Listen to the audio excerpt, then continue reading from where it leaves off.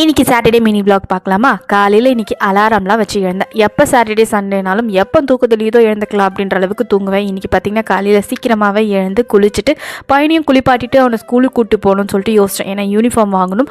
ரொம்ப வாரமாக தள்ளி போயிட்டே இருந்தது. லாஸ்ட் டைமே விசிட் பண்ணியிருந்தோம், ரொம்ப கூட்டமாக இருந்தது சொல்லி திரும்பி வந்தாச்சு.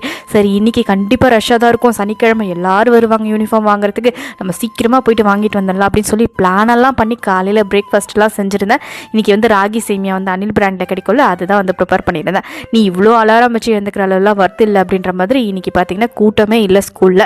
எப்படியோ ஒன்று ஈஸியாக போயிட்டு யூனிஃபார்ம்லாம் வாங்கிக்கிட்டு வீட்டுக்கு வந்தாச்சு. வந்ததுக்கப்புறம் தான் லஞ்ச் டெலமாலே இருந்தால் லேட் ஆச்சுன்னா வெளியில் வாங்கிக்கலாம், சீக்கிரம் வந்துட்டோன்னா சமைச்சிக்கலாம் அப்படின்னு சொல்லிட்டு ஒரு 11:30 போல வீட்டுக்கு வந்தாச்சு. சரி சமைச்சிருவோம் அப்படின்னு சொல்லிட்டு இன்றைக்கி பருப்பு குழம்பு முட்டை தொக்கும் தான் ப்ரிப்பேர் பண்ணியிருந்தேன்.